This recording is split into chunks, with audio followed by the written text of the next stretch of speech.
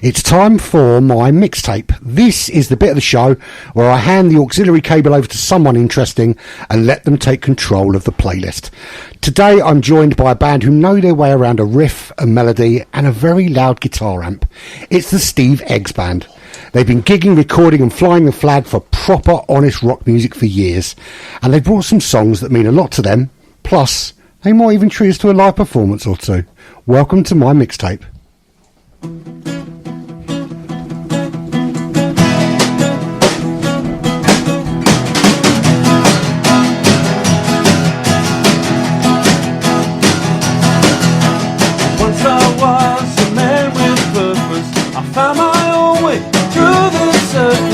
Taking my direction as my lead.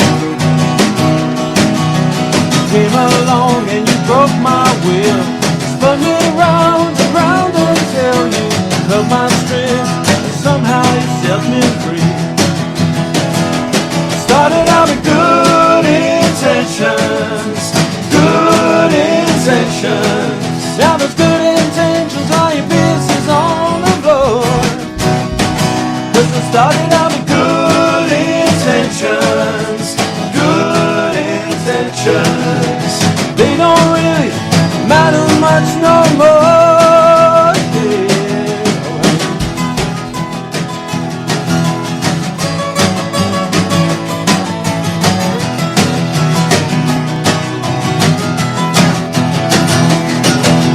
Take my things, take my possessions, all my plans and all confessions, put them in a suitcase in the ground. Bury all my dreams beside me. When I'm gone, I won't need them. I'm leaving on the next train out of town. Started out with good intentions, good intentions. Now those good intentions are your business on the floor. Cause it started out with good intentions, those good intentions. They don't really matter much no more. Yeah, yeah, yeah.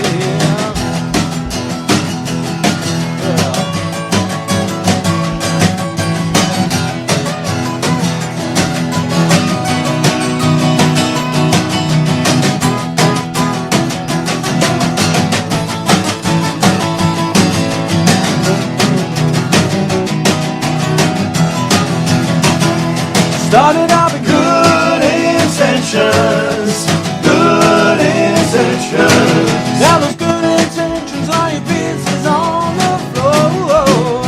Because I started out with good intentions, good intentions. They don't really matter much no more. Because those good intentions, they're alright. They don't mean much in the dead of night. Good intention, your business on the floor. Good intentions come and go.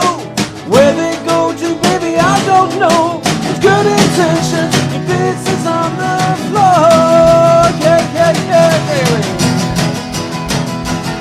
Yeah.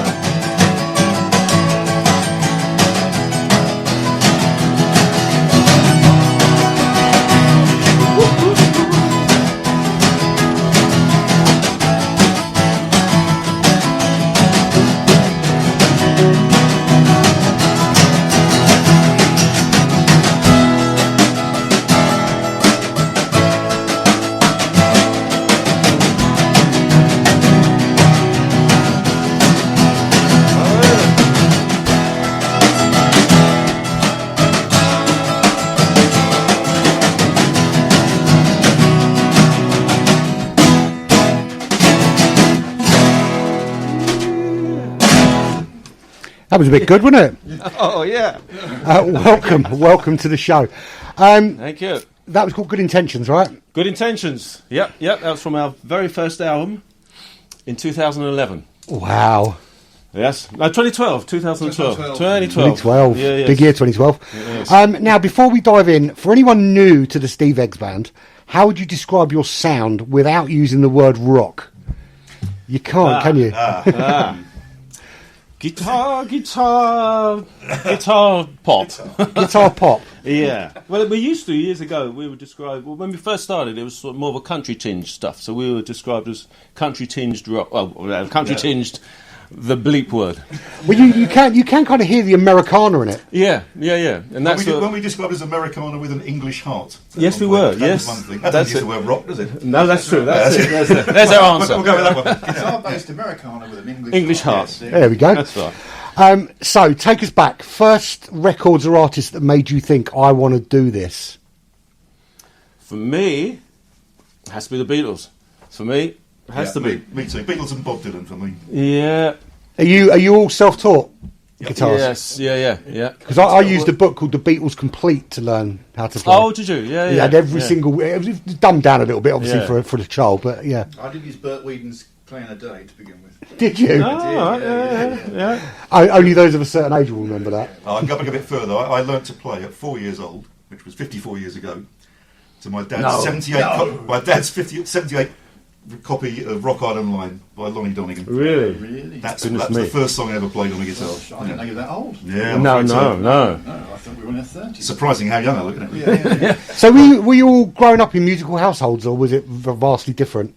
Well, my dad was a flute maker, so they used to have lots of musicians coming around, to get their flutes fixed and so on. So there was always a flute blowing somewhere in the house, and he used to play guitar a little bit when he was much younger. So there's always music around, and so you do sort of pick up on it, don't you? Yeah, definitely. And I remember listening to my mum's record collection. We had a record player that we got one Christmas, and a second-hand record player, and it was great, but we didn't have any records really to play on it. And she had a box from singles from when she was a teenager, and she said, we'll play these. So I did. And there was lots of great stuff, and there was some Everly Brothers, some Cliff Richards, some PJ Proby, there's some Shadows, that sort of stuff.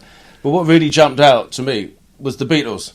All of a sudden it was Help, and that was the first Beatles song I heard. I thought, what the hell is this? This is special, this is fantastic. And from then on, I was a massive Beatles fan from that moment on. So there's always, music around, or parents playing music and sort of passing it down to you, and that's what gets you excited about music from an early age, What about you guys? No one in my family played music. No. Did they not? No. So you were the rebel. Yeah, no, I started buying records when I was 10 years old, though. So I spent my pocket money going to Smith's in Orpington and listened to it in the booth. That's good. Singles, 8 and 6 it cost for single back then. 8 and 6. Really showing your age now. Yeah, one for the kids there. Yes, one for teenagers. So, the drummer. Oh, yes. How long have you been drumming now? God, I must have started when I was 18. So 2 or 3 years. 2 or 3 years. So why the drums? Because you can't carry them around with you, really. You can't really take it into a pub and sit in the corner. Flute, really. But they could have helped you out there. That could have made you one. Yeah. It's just, I think it's the only thing I took to. I tried the guitar. Total waste of time for me. It's just, I just know how to hit things. Drums are cool as well. And the drummers control the rest of the rhythm and everything, don't they? So you're basically in charge. They're very controlling people. Very controlling. And coercive, yeah. Drummer is a guy who hangs out with musicians, isn't he? It is. That's it. That's right. Yes. Yes. Yep. They let me in. They knew I was knocking. I was speeding up. That's right. So before you guys got together in 2012, what were you all doing, music-wise? I was doing lots of solo gigs, playing in pubs, playing other people's songs in pubs, that sort of stuff, which I quite enjoyed to a point. But you turn up into a sort of rough old pub. You the band, you on tonight? So, yes, I am. Didn't really thoroughly enjoy that too much. But that's what I was doing up until I met these three. And you all. I was in a blues band and I was in a covers band. So I got the call from Steve. They were looking for a lead guitar player. So Yeah, Mark and I were in a band from 2001 to 2010, something like that, called Obviously Five Believers. That started off as a covers band, then we started writing songs, then we sort of drifted. Stopped. We stopped playing and writing songs, and then we sort of gravitated towards Steve. Yeah, you're good. That's when I saw you. First time I met you, I think, actually was Obviously Five Believers. Which Boom Boom Club or Oval? Oval Tavern. Oval Tavern, East Croydon. Yes, yeah. You weren't the original bass player, though, were you? Of course, you weren't on the first album. Not on this band, no. No. No. Well, in fact, I'm still not a bass player. So this is the marquee. Right, yes. Especially not today. When Mark phoned me up and said, "Do you want to be the bass player in the Steve Eggs band?" What I said was, "Well, I haven't got a bass and I can't play bass, but other than that, I'm in. Now, So we do have to touch on the name of the band because obviously your name is Steve Eggs, Yeah. and it's the Steve Eggs band, but it's Yeah. it's not like the Steve Eggs show with some session No, guitarists. no. It is actually a band. Yeah, because I'm not in charge. I'd like to be, but no, I'm not. No.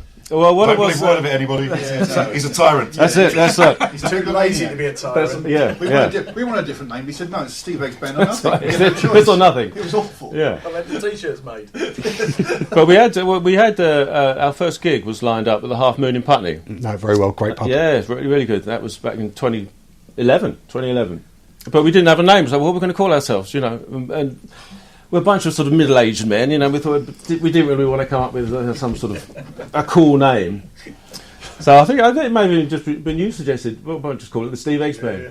And I didn't complain, obviously. I said no, we couldn't possibly. As I was right out. All right. Yeah, You were happy with two of the words, weren't you? It was the and the band. Yeah, that could have done without. That's it. Yeah. But I mean, the thing is, I've got a very unusual name, and it's memorable.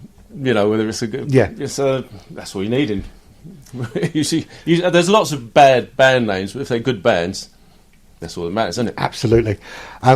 Your first defining gig, was there a final first gig when you guys played that you went, this is what I really want to just do live music as much as possible? But gig that we played, Yeah, Or even as individuals? the first time we got together and rehearsed, it was instant. Yeah, this will work. yeah, I think so. Yeah, with John, because to begin with, it was me, you, and Chris. Because we had a different bass player in those days. The early. When you had a bass player, you mean? We had a bass player. That's right. Well, Yeah, actually, was a bass player. that's it. Yeah.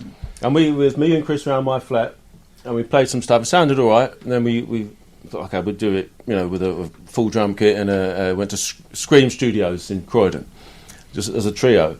And it just sounded missing. It sounded missing. You know, it was all right as a trio, but it wasn't. We were missing something. So we need another guitar player. You know, we need a lead guitarist. And John knew. I know John. I know someone who knows his way around the fretboard. Yes, yeah. We were in the blues band together, you see, so he said... Yeah, so You have got the look of a lead guitarist, to be fair. he does. Paint. That's like that pained expression. Chiselly handsome. Oh, that was it. Yes, yeah. Just wind. Mostly, They yeah. don't smile at that age. No, they don't. No, Shall we do another song? Yes. What should we do?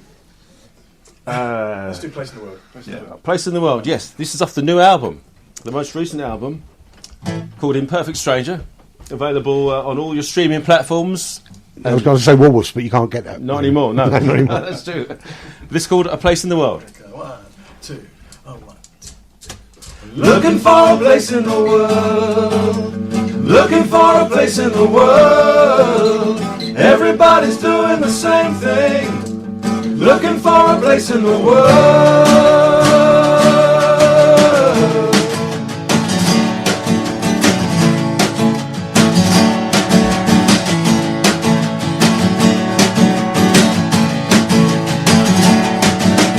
Time goes by so slowly, then time goes by so fast. The things that you look forward to will soon be in the past. And when you find your peace of mind, it's somewhere out of sight. And the things you said running through your head keeps you up at night. Looking for a place in the world. Looking for a place in the world. Everybody's doing the same thing. Looking for a place in the world.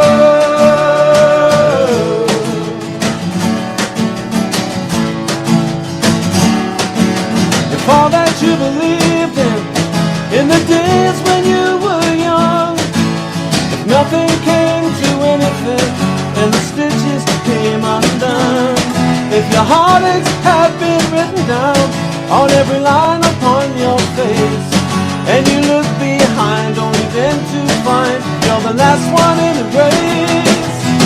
You're looking for a place in the world.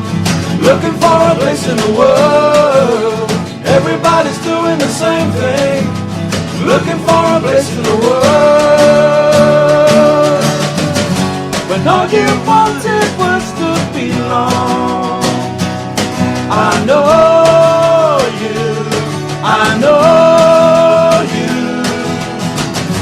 We look inside, we're not so different. I see you, I see you.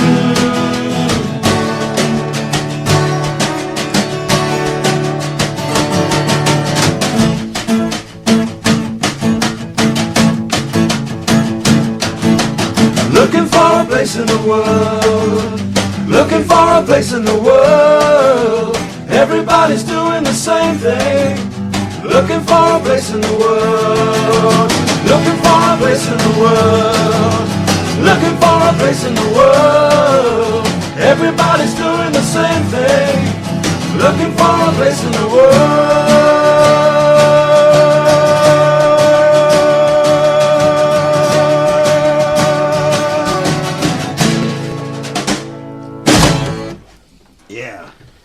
There's a little bit of quos about you, isn't there?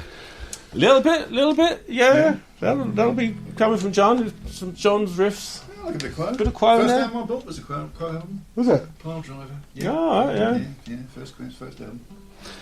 So, we talked about the Beatles, obviously a big artist that kind of shaped you to start off with. But what about classic heroes? Any other sort of artists that really stand out for you, even if it is a guilty pleasure? Well, we've got a lot of those. I think... I'm not guilty with you. No, God, no. I was a big... When I was... that was the Beatles. It was the kind of stuff that I used to... Eric Clapton was a big hero to me. You know, when I was a teenager, I had pictures of Clapton on with the Strat on the wall. I just wanted to be like Eric Clapton, you know. Never quite managed it, never quite managed the chops, but... Or the drugs. No, couldn't go near them. But no, he was a great hero to me. But that's not really guilty pleasure, is it? He's a legend. Yeah, an absolute legend, yeah. Yeah, I think John and I grew up with the R words, didn't we? Rock. Yes, rock, yes, yeah. Rock world. That's not guilty pleasure, though. Deep Purple sort of. Oh, they're not just guilty pleasures we're talking No, about. that's true. No, yeah. Very much Led Legends- Zeppelin, Deep legends we look Purple, up to. that sort of stuff, yeah. I've probably got the guiltiest pleasure. 'Cause Yours is... I like folk music, English folk music. You love English it. folk I music. love Nick Jones and Nick Drake and Fairport Convention, all that kind of stuff. One of my favourite guitarists Yeah, well, is of course, Richard Thompson. yeah. Yeah, it is making a bit of a kind of, I'd say resurgence, because it never really was at the forefront, but folk music does seem to be making a little bit of a push now, and I think social media's helping that, because a lot of the folk artists now can get people to listen to them by whacking it on social media. Yeah. But it's a Folk in the Park headline there, isn't he? You did? Yes, last year in Sutton.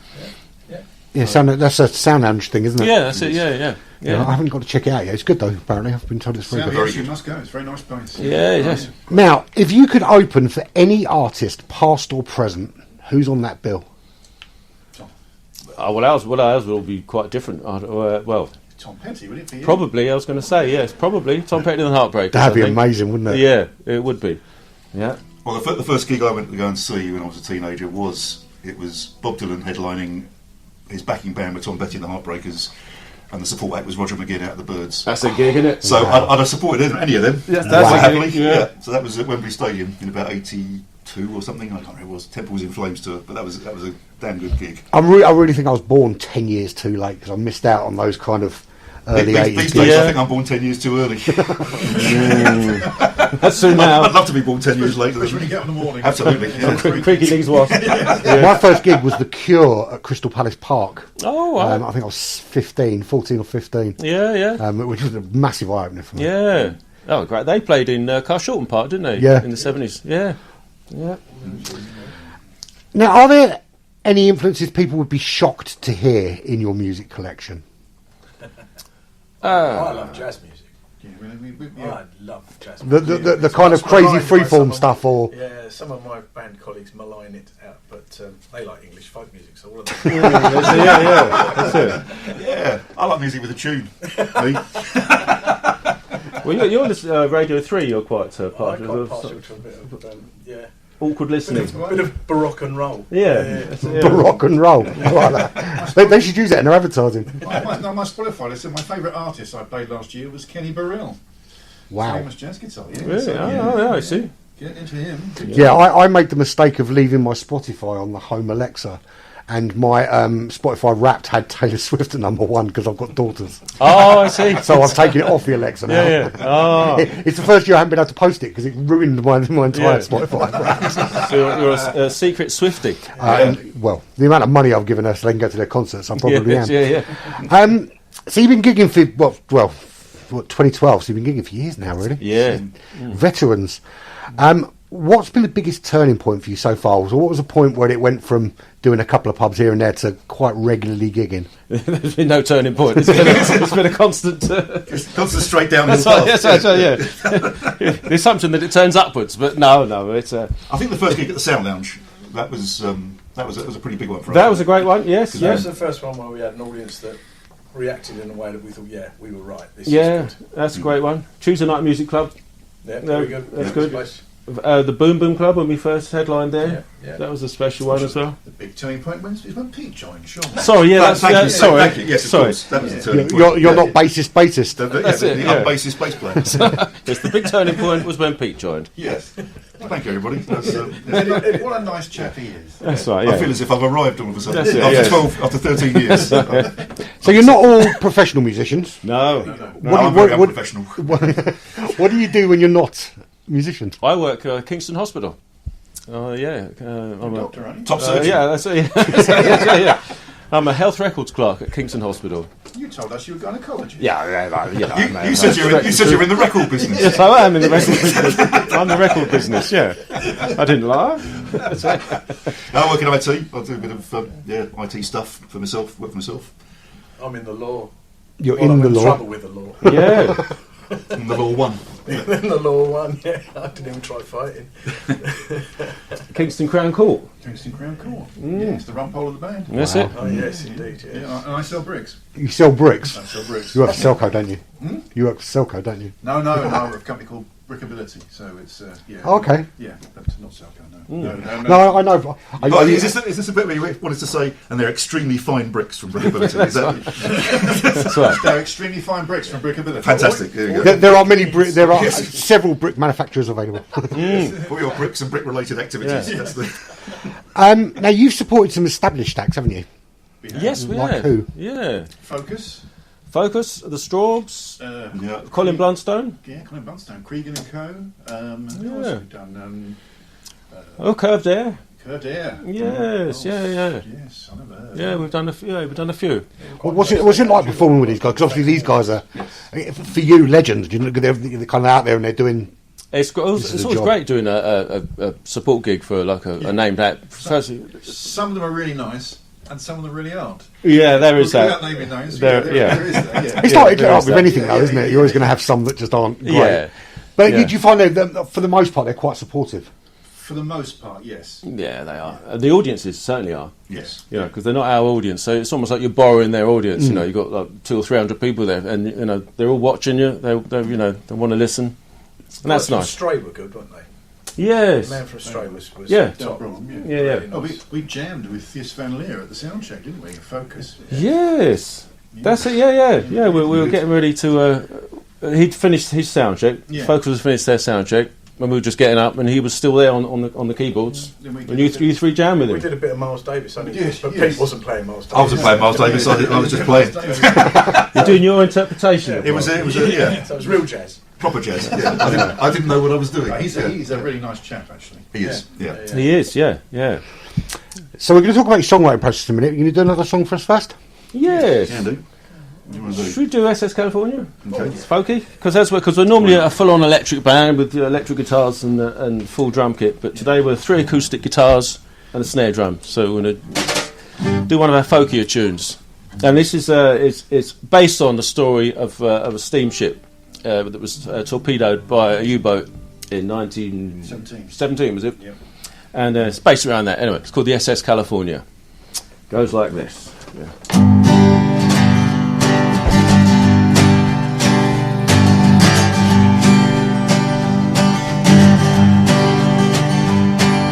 I woke up with the morning bell and I was on my way. I made it to the station and I heard somebody say, remember this forever, there can be no finer day.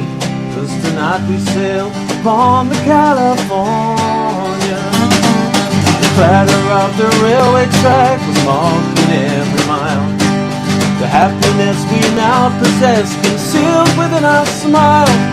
Along with all our hopes and dreams we flooded up the aisles. And tonight we sail upon the California. We got the train up from London. We were New York City bound, leaving all that's gone behind us. Now there's a future to be found. Pulling into Glasgow we could see those city lights, and preparing for the ocean were the ships upon the Clyde, just waiting for their moment, waiting for the changing tide, just like all of us upon the California. And when the time was right, this mighty ship sailed out to sea. The music plays a serenade, the likes of you and me. Into the far horizon we were running to be free. And we set sail upon the California. We got the train up from London. We were New York City bound, leaving all that's gone behind us. Now there's a future to be found. Whoa, yeah.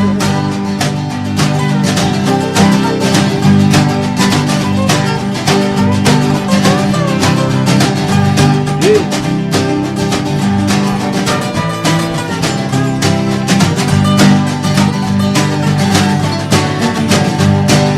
25 miles out to sea, we danced our final dance. Beneath the waves, U-85 made its final pass. And when she fired upon us, we just didn't stand much chance. And we all went down upon the California. We got the train up from London.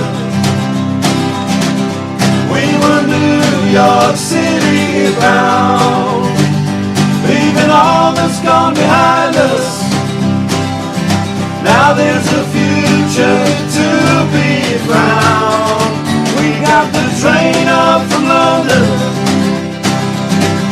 We were New York City bound, but we didn't find our freedom.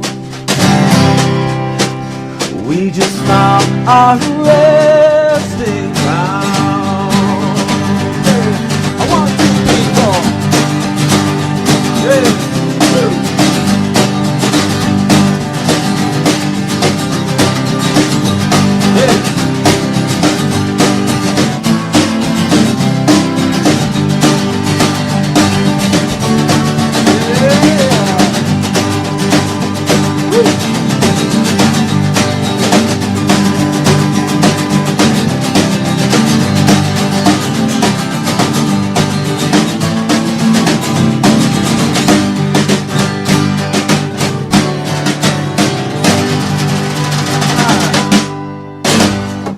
Oh yeah, History and music, all in one. right there. Yes, yeah.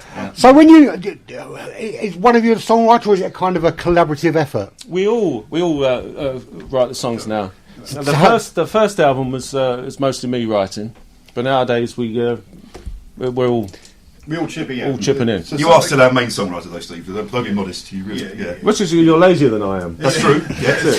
So how does it start for you? Is it a riff? Is it a sort of jam session, or do you just send around like phone voice notes with ideas? It's either Steve he sends the thing around and he turns up at a rehearsal with a pretty well established, chord progression of a song, and we kind of embellish it, or we jam in the studio and we come up with something, and then he kind of puts a bit extra to it, come back next week and it builds up that way. So it's two ways it seems to happen these days. Has anyone ever come to rehearsals with a song that they've absolutely loved and the other three have gone out? All the time. Yeah, yes. No. No, it was one or two. Well, we always know if it's not going to work. Yeah, but we all know if it's not working. I think because you can see the unity between you, kind of it all kind of fits together quite well. I think you couldn't really add or take anything away from it without really messing with it. That's it. It's a creative process, isn't it? You know, it's a difficult thing to create a process. Yeah. Are you quite disciplined with it? Do you set aside time to sit down and do it, or do you just kind of go with it when it happens, like a 2 a.m. wake up needing a wee and something pops in your head kind of thing? Well, they're normally That's a party. That was a party that. You don't want to know what pops in your head at 2 in the morning. That's it. No. But yeah, I mean, they're normally the best ones. When you just get an idea comes to you at 2 in the morning or 3 in the morning, and you get up and you get your phone out and you've got to record this. This is good. Then you wake up the next day and think, actually, it wasn't very good at all. But, oh, Christ, I was pissed last That's night. right, yes. But they're often the good ones. But then there are other times when you sit down and think, okay, I'm going to finish this today. You know, you sort of work on it like a sort of crafting a song. You know, that takes a bit more effort. But normally the actual inspiration could just come any time. That's the mystery of it, the wonder of it. But obviously you're in your day job and an idea pops in, you think, well, I'm actually right in the middle of something quite important. Yeah, so you've got to sneak off and... that does happen a lot. So, you know. just wait there, madam, I'm back in a minute. That's it, yeah. And that's the beauty with phones now. You've all got phones, so you can just, it's like having a tape recorder with you. So if you've got an idea, you just sort of whisper it into the phone. I've done it on a bus, just walking along, just singing into my phone. People think I'm mad, but it's just ideas. And then I've got thousands of ideas on the phone. And you just got to go through them and pick out ones that are half decent and then work on it. And I say craft a song out of it. How many have you written? You've written hundreds. Yeah, easily. Wow. Now, do you write with live crowds in mind, or do you just follow where the song goes? Because some songs obviously sound better with a crowd, some sound better recorded. Do you have that in mind when you write a song? Are you thinking, I'll just write it and see what happens? Not so much the writing. When you're arranging it, then you have to think, well, what are we going to do with this? And you think, it's if we're going to be on stage presenting this to people, it's got to be entertaining in some way or another.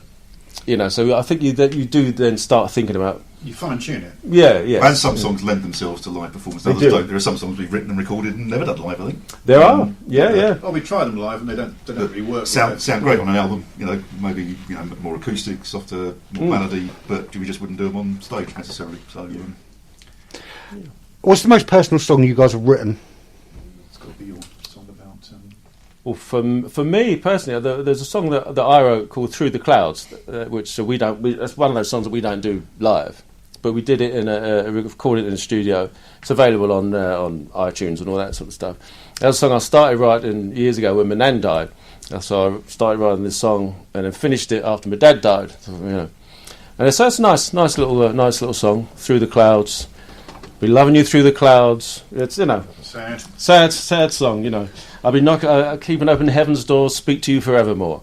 Yeah, it's definitely an album track, isn't it? That's it, yeah. So it's a sad song. So we wouldn't play that live. Because that, for me, is a personal song. You wrote a song about a mate of yours. Yeah, a mate of mine that, again, sadly, is no longer with us. Called my best friend, someone I knew when I was a kid, who died a couple of years ago in some tragic circumstances. So I wrote that, and I did it once at the Oval Tavern. Yes, I think you that's did. enough. But it was, acoustic. We might record it one day. It's there, you never know. There's a lot of songs that are sort of milling around that we might get around to recording. So, when your song's finished and you kind of played with it, is there something that tells you to stop tinkering, or are you always tweaking? I think when a song's... I can't explain it, but you do know when a song is finished. Because you think, I can make this better, we can make this better, and then you get to a point where you think that's as good as it's going to get. Just leave it alone, don't Who's the one among you that tinkers the most? Probably me. I don't like playing the same song the same way twice. Because you can't remember. I can't remember it, mate. That's the usual thing. But yeah, when it comes to the bass line of that, I'm always tinkering, even stuff that we recorded years ago when we play it live now. As a drummer, it's great. I look forward to the uncertainty. Well, you like jazz. You like jazz, don't you? I'm just trying to make you feel at home. Yes. So I think the thing that gets me in this band, not that I've been in many bands, I've been in a few, is how quickly it does come together. When we started work on a song 2 weeks ago, we recorded on a Thursday night in a local studio, rehearse in a local studio on a Thursday night, and you came along with a song maybe in the last 2 or 3 weeks. And last Thursday we were playing it, and it was pretty much pretty much done. So we'll probably play at our next gig, won't Yeah, and it just all came together really quickly. And there's always, you can always polish it and you can do things, but we're pretty good, and Steve, you're pretty good in terms of the songs. We come along and they're almost finished. We had a song called Roll Over, which is on one of our albums 10 years ago or something. And I remember writing that on, I think, the Monday. We rehearsed it on the Wednesday, and we played it live on the Friday. Wow. And we still play exactly the same now as we did then. Sometimes no, you don't. But the rest of us do. And it's exactly as it should be. But we knew then straight away, this is it, this is how it goes. And we couldn't make it any better. It doesn't happen often like that, though, does it? Very rare. Yeah. So, obviously, you're playing a lot of acoustic stuff today, but do the songs change a lot when you're playing them live? Over time, they do, yeah. Yeah, because as time goes on, you're playing an old song, you often think, just do this little flick that I didn't do in the studio, or a new harmony might come along. And like I say, you're always a change in the bass line. I can always think of a better bass line than last time. So they do change, when you're playing them live. You started playing electric live as opposed to an acoustic about 4 or 5 years ago. Yeah, that was a big change. So that changed the sound. Yeah. So then you might change. It evolves a bit, doesn't it? That's true. Yeah. And about the harmonies as well, because that's something that's probably still quite unusual for a band like us, that we're all 4 singers. And we're pretty good at all 4 that can sing 3 and 4 part harmonies, which is that's unusual. Yeah, nice. it is. Yeah. I thought we're ditching the guitars and just going all a cappella. The guitars drown out some of the harmonies. That's right. Yeah, that's it. Yes, yeah. Is there a track that always goes down better live than you expected it to? Well, something like We Humans always goes down really well, even now. Yeah, that's that. Yeah, that's off the We Humans album, and it's quite it's a slow, like a waltz kind of song, isn't it? But that always goes down really well live. So how many albums you got now? Because you had one come out last year. 6. Yes, 6. Is it 6? 6 including the live. Including the live one. Yeah, 6 albums. And they're all available on. The first one isn't. Oh, was it not? The one that Pete didn't play on is not available on streaming services. Oh, I see. No, that started off as a demo, and it was so good we sold it as a CD. But it's not really broadcast quality, is it? No, that's true. Yeah, we were less ambitious back then. That's the bass wasn't very good either, was it? I see. Sorry, Chris, if you're listening. I don't mean it really. But all they're all available on apart from that, we're all available on all the streaming services, or by visit steveeggsband.co.uk. And buy it direct. You can buy CDs Buy them directly. Yeah, if they're still available. You've got People still use CDs, don't they? I think. I do. I'm old school. I'm the only one here that does really. You're all streamers, aren't you? When we played the Tuesday Night Music Club, when was that? That was last year. Yeah, we sold about 20 odd albums at that gig. Yeah, All people, CDs. people are still buying CDs. Yeah. I was Awesome. amazed. Now, performing at Soundland soon, which is when? 14th of March. Yes. Yes. And you've played there a few times, haven't you? Yes. We've played there quite a lot. Yeah. It's Fantastic venue. Bit of a second home there for us. And these two are local there, so They're good enough to have us back. And they're nice people. Happy to go there. It's great. Yeah, and slowly play some with a nice stage, good lighting, great sound. And it's an intimate venue, but it feels like quite a big venue when you're playing there, doesn't it? It does. Yeah, it does. Yeah, and we always pull in a nice crowd there. So yeah, we always look forward to playing it's there. got a nice club feel. It feels like it should be in North London somewhere, doesn't it? It does. It's got a nice sort of Well, I think South London's a perfect place for it. Absolutely. We are. If it There's was a in lot North of. London, we wouldn't go there. There are a lot of venues that we've lost from South London over the last few years. They're literally just going so quickly. They really are. I mean, you think about. You chaps used to play in Croydon all the time. I remember what's the big one in Croydon? cartoon. The cartoon. Yeah. Near the Gum Tavern. Yeah. Star. Yeah. All these Black places. Sheep Bar. Yeah, all gone, haven't they? Yeah, All gone. all disappearing. And there's places in Fulham I used to play. The Swan in Fulham. Was another Greyhound place. Sydenham. Golden Line. There was that one in. I can't remember the name of it, opposite South Wimbledon Station. That's now a Tesco Metro. Oh, the Grove. The Grove. Oh, that was your stomping Yeah, ground. we used to do And that. we all played these places. It's not all our fault. It's not our fault that they've got. I mean, we have closed down a few places, but they're not all our fault. Some actually fell down, didn't they? Yes, they did. Yeah. But it is a shame that when venues disappearing is a shame. So it's nice when somewhere like the Sound Lounge, that's only been there for a few years, but it's great to see a new venue come along and just be really And good you quality. kind of want. I mean, people need to experience live music because it does hit differently hearing the music live than it does listening to a recording. However much you like it, and small venues like this give you an opportunity to listen to live music for a fraction of the cost of going to Wembley or those kind of things. Oh yeah, I mean I love it. You know, if I've got nothing else to do, I love just sitting in front of a live band. You know, having a pint and watching live music. It's great. So where else are you playing? The Oval Tavern in Croydon. That's another place that we frequent. We're playing there in May, aren't we? We're there in May. Fantastic venue, just round the corner from East Croydon Station. Another Do you know- world do you know run. that one? I do know it. Yeah, Brilliant. I'm a Croydon boy, so Oh, yeah, right. I'm around here now. But Yeah. I grew up in Croydon. I Yeah. grew up with all the cartoon and the Black Sheep Bar and all those kind of venues. Yeah. But we're always on the lookout for new places to play. That's the thing. And I think you get spoiled by places like the Oval and the Sound Lounge because they are playing in a pub's fine. And we've done regular pub gigs, but if people are there, just have a drink and a chat, and you're sort of a bit of an annoyance in the background. That's never as as satisfying as going to somewhere where people are sitting down and actually want to come and hear what you want to do. And we play mostly our own stuff. And finding a venue that will let you get up and play your own stuff and not be a covers band or tribute band is becoming rarer and rarer. Yeah, So it is. Well, yeah. but I think that's the problem is that they're always looking for a draw, and the draw has to be songs you love, not come and hear something brand new. That's it. Yeah. What about the Fighting Cocks in Kingston? We played there yet? No. You and I. It's a bit of a heavy metal place, isn't it? It can be. We Yeah. did play there, didn't we? Yeah. You see my beard, right? I mean, I don't want to say it's a bad thing, but that tends to be Yeah. their shtick, isn't it? Yeah.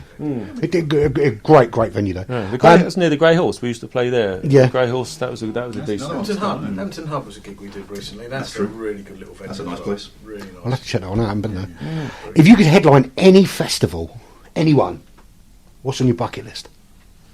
We thought a food festival. Yeah, we Food thought festival, Isle of Wight Cheese Festival. We thought was the Garlic Festival. the Garlic Festival. That's right, yeah. Yes. That'd be nice. Well, we did play a festival a few years ago, didn't we? We played Beautiful Days down in Exmouth, which is the Levellers. Yeah, that was great family, fun. Which was great fun, just on a side stage. Ottery St Mary.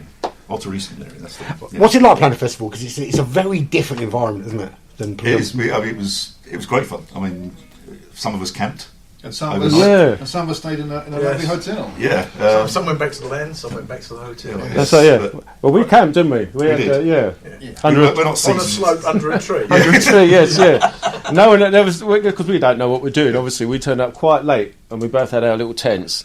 I thought, oh, there's a spot over there. That'll do. There's no one over there, and we realised why there's no one over there. It's under a tree in a gale, On a slope. and there was like a big Yeah. branch right Yeah. next to your tree. So that was why no one camped there. So we could have. But one of the best things about our festival is we played on I forget what stage it was, a little circular stage, one of the side stages.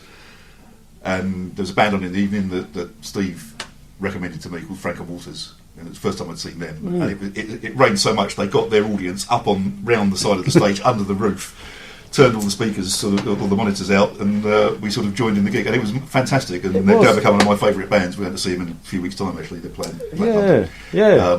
But that sort of camaraderie thing, the different bands playing and the way it sort of works out, it was just That's really nice. pleasant weekend. That's nice about a festival is being there as well, isn't it? And It's the not- food. Food was And nice. the food was excellent. Food was yeah. great. You are obsessed. Yeah, He is we obsessed always- with food, we yes. always talk about food. Well, it's nearly feeding time for John, you see. So What else you got for us? What else have we got for us? Miles around. Miles around. oh yes, should we play a love song? Shall we? Yeah. It's Valentine's next week. It is. Yeah, Isn't this it? is like the one for the Valentine's Day. Yes, yeah. It's a love song. So this is off the album before last, Lazarus Lights, and this is called Wrap My Arms Around You.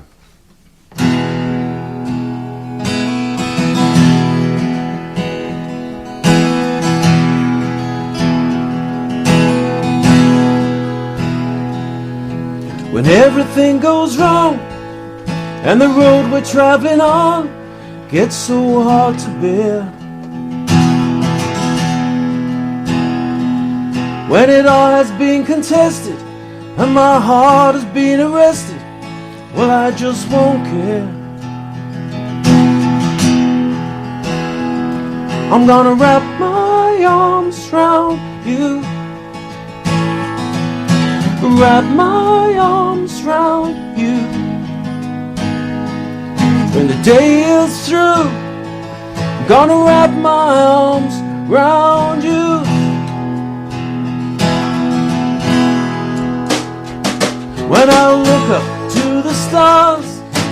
ever get to Mars? Well, I just don't know.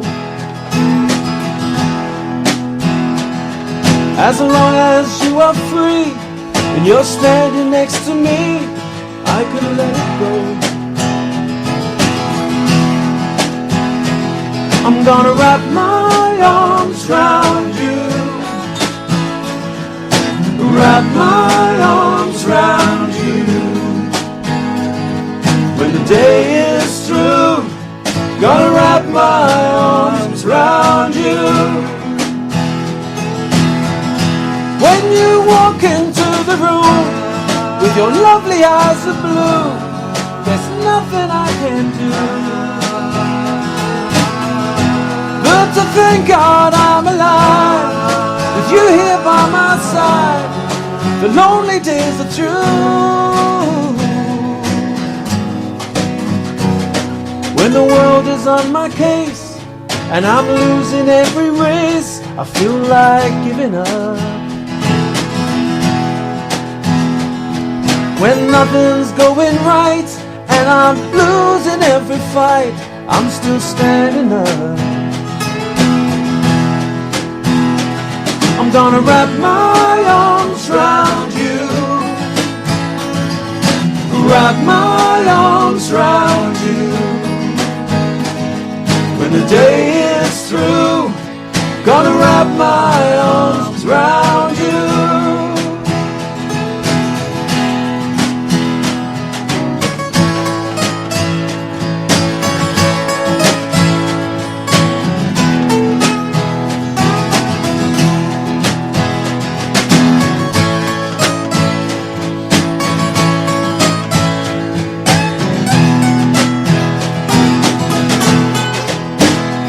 I'm gonna wrap my arms round you, wrap my arms round you. When the day is through, gonna wrap my arms round, wrap my arms round you, wrap my arms round you. When the day is through, gonna wrap my arms round you.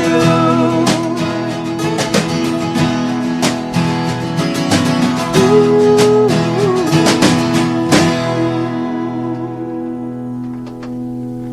I love that. I really like that. I'm not a big love song fan. I'm into my heavy metal, but I quite like that. Thank you. So, song that changed your life. Oh, for me, it's got to be Help by the Beatles, because it's the first time I really woke up to music. There you go. Like a Rolling Stone, Bob Dylan. First time I heard that kick drum, or whatever drum it is on the first. Yeah, it is, isn't it? Snarl on the kick or something. Just on vinyl. Well, I had a vinyl copy of it, and as soon as that came on, a Highway 61 revisited, bang. That's sold. you. That's done. Yep. Well, I don't know. I know that the music I grew up with was my mum and dad's Sinatra collection, and I just remember a lot of that big swing stuff and big band stuff. I couldn't pick one particular, But mine was I Hear You Knocking by Dave Evans. First record I ever bought, and my dad had an old-fashioned radiogram, a big 15-inch speaker. Cranked that with the bass on. I thought, wow, this is it. They don't make speakers like that anymore, do they? Well, they do, but you don't get them at home. No. Yeah. When you're on your way to a gig or you're waiting for a gig, what's the song you always play to get you kind of hyped up and ready? Is there something you put on the way there, or to kind of get you in the mood? I'm listening to Smooth Chill on the radio. You're chilling, are you? Yeah. You're chilling. So you don't get heads up in the traffic getting to the gig. Oh, yeah. Don't know. If I want to sort of G myself up and give myself some energy, I will put on a bit of, sort of rock kind of stuff. I've got the Kiss Greatest Hits on my MP3, and I will play a bit of that. So back to our guilty pleasures. Yes, right. Yes, yeah. Oh, no, there's nothing wrong with Kiss. Nothing wrong with Kiss. Last time I looked at you a list for a gig, I saw Kiss a couple of times years ago at Wembley Arena. There was the reunion of the original lineup. Oh, very good. I enjoyed them. A good live band. Yeah. Very good live band. Yeah. Desert Island album. So you got one album. You had to own one album for the rest of your life. What would that album be? Oh, for me, it's got to be a Beatles album, and it would be. I'm going to say Revolver. Yeah, well, Steve's probably picked one of mine, and it's difficult to do it down to one. But seeing as I like the folk stuff, I go with Penguin Eggs by Nick Jones. Penguin Eggs. Penguin Eggs, not Steve Eggs, No. but Penguin Eggs. Yes. We've got a theme here. You know, Yeah, No, yeah. it's a fantastic album. Breakfast, basically. Yeah, that's right. I will take Live at the Roxy by the Tragically Hip.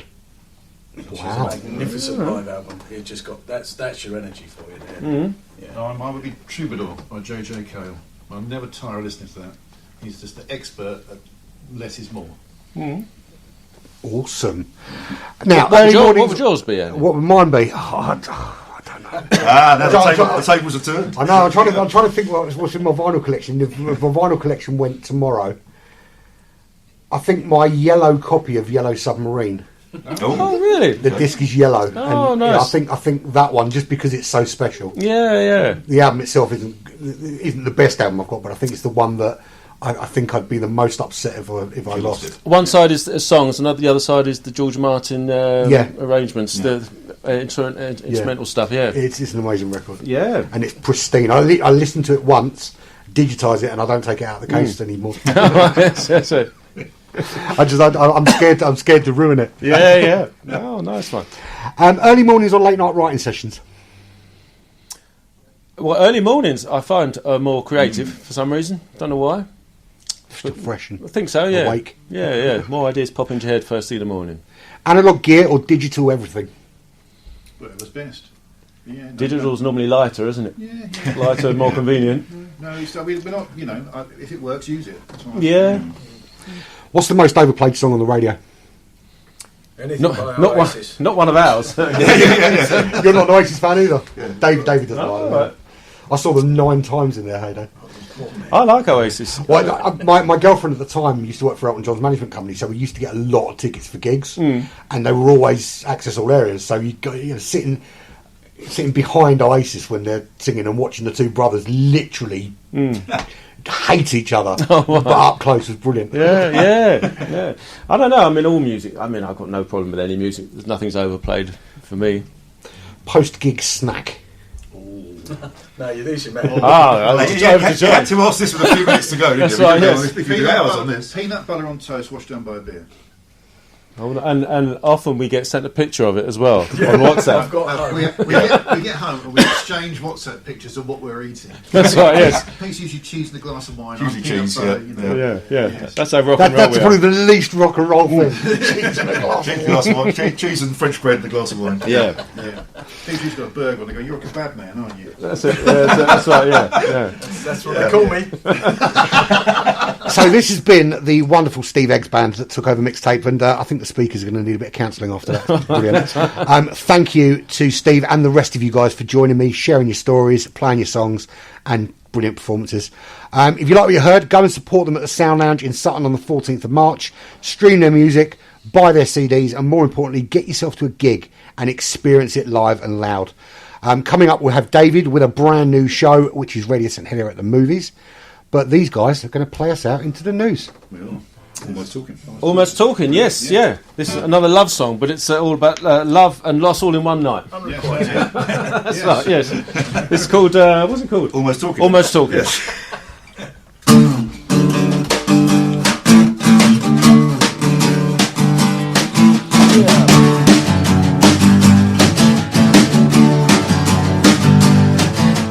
Everyone was playing, the band were playing like they mean it. If ever there was a time the night was more alive, I've never seen it. The whole room was singing and dancing like their life depended on it. And suddenly out of nowhere she walks right up to me, sat down next to me, I was in ecstasy. We're almost talking. We're almost talking. She was looking so pretty, looking so fine. I knew I had to make her mine. But every time I try to speak, my conversation skills are weak. I say the things to please her, you really should have seen her. Don't let her slip away. And though she was attractive, the music was distracting. Tried to say something, but I couldn't say nothing. We're almost talking. We're talking. We're almost talking. We're almost talking. Sha la la la la la la la. That's all I had to say. Sha la la la la la la la. She's not listening anyway. Sha la la la la la la la. Begins how people play. Sha la la la la la la la. Yeah, yeah.